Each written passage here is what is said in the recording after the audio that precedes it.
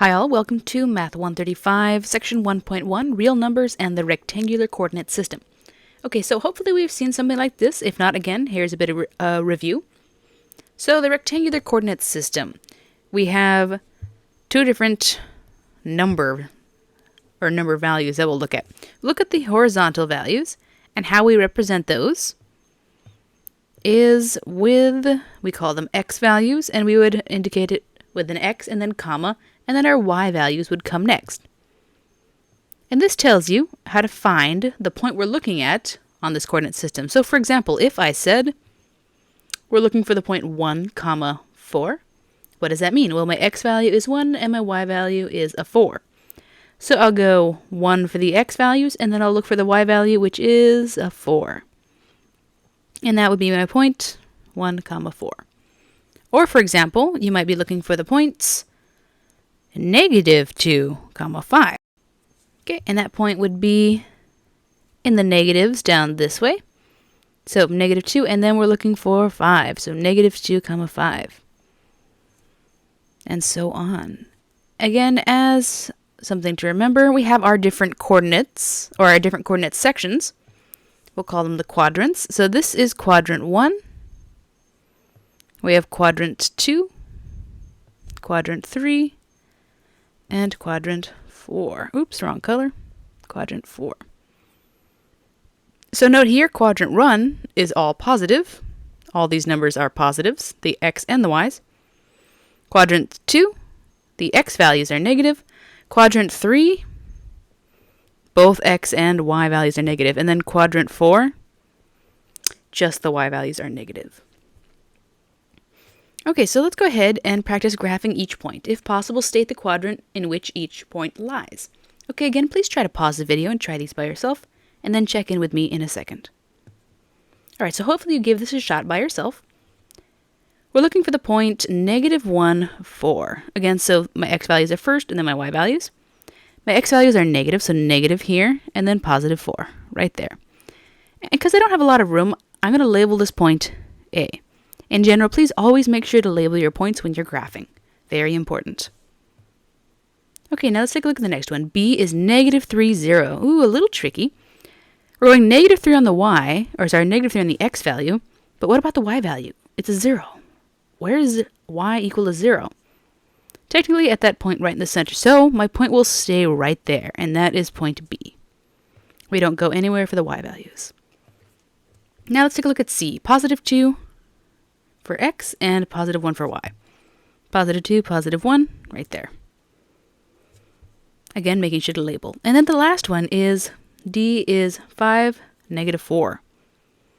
So if I had to zoom in on this a little bit, we're looking for 5 for the x value, and then -4/5, or -4.5, sorry, for the y values, -4.5. So here's -4, and -4.5 is halfway between. So those two line up at this point right here. For 5, -4.5, and that is point D.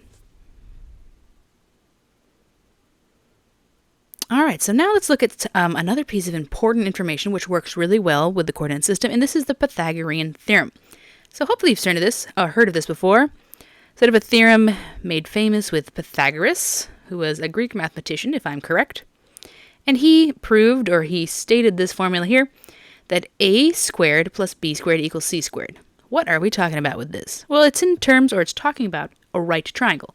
Very specifically, remember, a right triangle, not any triangle. And a is talking about a leg value. The other b is talking about the other b value. And the hypotenuse is the c value. It's the longest leg is the hypotenuse. And remember, the longest leg is always going to be on the other side of the equal sign. Okay, and that's a formula that we know. If we square our a value, we add it, our b value squared, it's going to equal our c value. So let's see if we can find out some uses for that. Example 2, find the length of the unknown side of the right triangle. Well, let me just go ahead and draw an example right triangle. Remember, a and b are the legs. Doesn't exactly matter which one is which. Just that c is my hypotenuse. So if I want to find the missing value of c, again on this one we're missing c, what am I going to do? I'm going to use the formula a squared plus b squared equals c squared. And I know my a and b value for this problem. A is 10 and b is 5. And then we can solve for what we're trying to solve for, which is c, the unknown value. Go ahead and try to plug this in and see if you can solve. Alright, so hopefully you tried it out. Our a value is 10, so 10 squared, plus my b value, which is 5 squared, equals my c value, c squared. Alright, so 10 squared is going to be 100, plus 5 squared, which is 25, equals c squared. That means I have 125 equals c squared.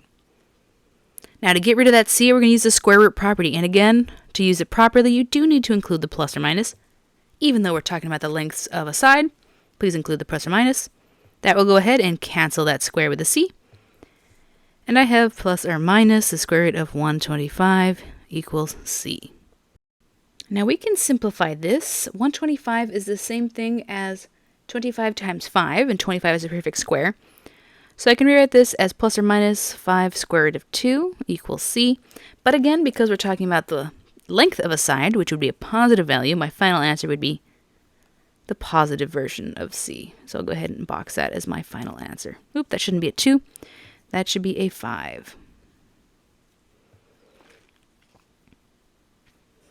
All right, so now you know how to do it. So go ahead and try out b by yourself.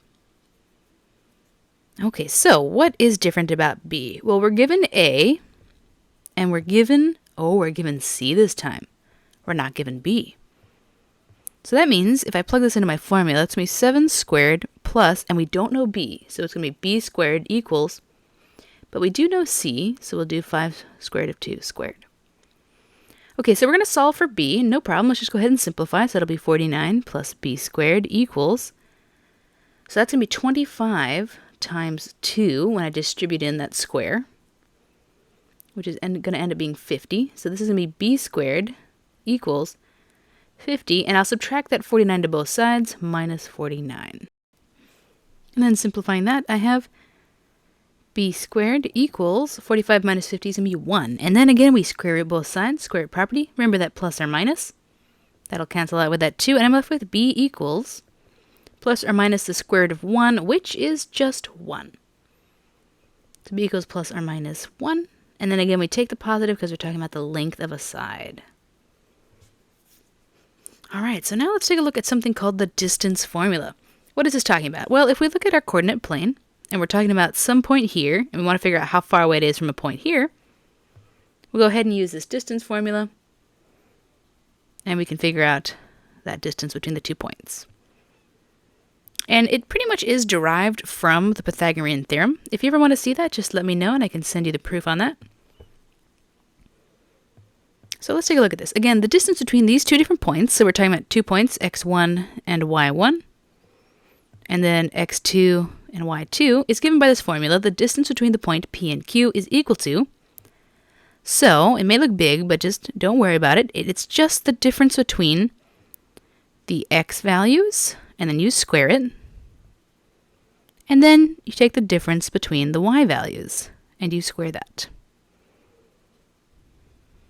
So the y and the other y. Oop, oh wait, there we go. And then you square that. And then you take the total square root. So let's see, find the distance between these 2 points. Okay, so I'm going to go ahead and label these as the x sub 1 or y sub 1. So let's see, my first one, I'll let be the x sub 1. And then the second one will be, that's my y sub 1. And again, the sub 1s are a pair. Think of these guys as like a married couple. They would normally, or traditionally, share the same last name. So these are both the sub 1s.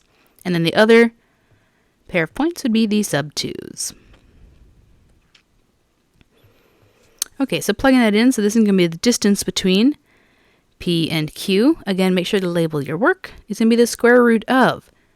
So let's see, my x sub 2 is 4 minus my x sub 1. Ooh, it's a double negative. Be careful, put those parentheses in. And then square that, and then plus. So my y sub 2 is negative 3 minus my y sub 1, which is 5. Oops, and square that. And then I'm going to continue my square root over. Okay. Again, be very careful. Make sure to use your parentheses correctly. Watch out for those double negatives. All right, and then let's go ahead and simplify this. On the inside here, what's that going to be? That's going to be 4 minus negative 2, so that'll be 4 plus 2, which is 6. So that'll be 6 squared. Oops, I accidentally highlighted that. I don't want it highlighted. So that's going to be 6 squared. Let's see, 6 squared. I'll write that out. And then 3 minus 5, that's going to be negative 8. And that will equal, let's see, 6 squared is 36. Plus. Okay. And then, let's see, 36 plus 64 is going to be 100. And then, what is the square root of 100? Well, that's just going to be 10. So there we have it. The distance between P and Q is going to be 10. Again, please make sure to label and make sure your equal signs are lined up, and then box your final answer. All right, so give it a try on the next one, and then check in with me. Okay, again, so hopefully you pause the video and try this out by yourself. But let's see. Okay, I'm just going to color code these this time. So let's see, my x sub 2, y sub 1, my y sub 2, and then my y sub 1. Oops, I did that wrong. That's my y sub 1. And then my x sub 2 is that one. And that's my y sub 1. Use my colors wrong. Again, just color coding like I did in the definition up here. Okay, so plugging these in, that's going to be 6 minus negative 6. So a double negative again, be careful. Plus, and then we have 5 minus the negative 10 squared equals, and the square root of, let's see, 6 minus negative 6, that's going to be 6 plus 6, so that'll be 12 squared. Plus 5 plus, okay, again, that double negative becomes a plus, that's going to be 15 squared. And then what's that going to be? Let's put that out on the calculator. That'll come out to be 369 when I work that out. I'm going to go ahead and shrink down my square root. And bah. There we go. And then what is the square root of 369? Well, simplifying that out, that's going to be 3 root 41. 369 is the same as 9 times 41, and we can simplify out that 9. All right, and there we go. We have D is PQ. If you have any questions on how to simplify the radicals like I've been doing, please let me know. Again, assuming that's a skill that is known coming into this course, but again, if not, just send me an email and I'll send you some worksheets on practicing some of those items. All right, so the last piece in this section is the midpoint formula. So the midpoint, M, between the points x sub 1, y sub 1, and x sub 2, y sub 2 is given by this formula, where we're going to get an x value, and then we're going to get a y value. And pretty much you're just taking the average. Again, taking the average, you add the 2 up, and you divide by 2. So a visual on what the midpoint might look like. Again, if you have your xy plane, and you have this point right here, and you're trying to figure out the middle point between there, you add up their x values and their y values, and it'll give you that center point directly in between them. Again, just basically taking the average between two different points. So I'm going to go ahead and color code these again. Let's see, this time, okay, so we'll do x sub 1 is yellow, y sub 1 is blue, x sub 2 I'll give to green, and then y sub 2 I'll give red. Okay, just adding them up and dividing by 2. So for part A, let's find the midpoint. Again, adding up the first ones, just adding up the x values. So that'll be, that's my x sub 1 and that's my x sub 2. I'll add those up, and what do I get? Let's see, negative 2 plus 4 divided by 2. Then I'll work on the y values. So the y values are 5 is my y sub 1, and negative 3 is my y sub 2. Add those up, and again, divide by 2 to get the average.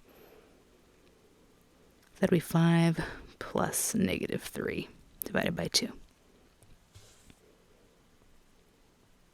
So that's 2 divided by 2, and then 5 plus 3, so that's going to be 2 divided by 2 again. Yeah, and then that's going to be 2 divided by 2 is 1. So we have 1 comma 1 is the midpoint between these values. And again, boxing our answer. All right, let's take a look at the next one. Again, feel free, pause the video, check your answer with mine. So averaging them out. So this is my, let me color code this. X sub 1, X sub 2, Y sub 1, Y sub 2. You could technically label them differently and you wanted to. There is no right answer on which one should be sub 1 and which one should be sub 2. But again, the sub 1s come from the same coordinate set, and the sub 2s come from the same coordinate set. So adding them up, -6 plus 6 divided by 2, and the -10 plus 5 divided by 2. -6 plus 6 is going to be, 0. And then -10 plus 5, what's that going to be? That'll be a -5 divided by 2. And that'll be the point. 0 divided by 2 is going to just be 0. And then I'm fine just leaving these as fractions. So m equals 0, -5 over 2. All right, that is it for this video. A nice, quick, short, and sweet. Again, please email me if you have any questions. I'll be glad to answer them.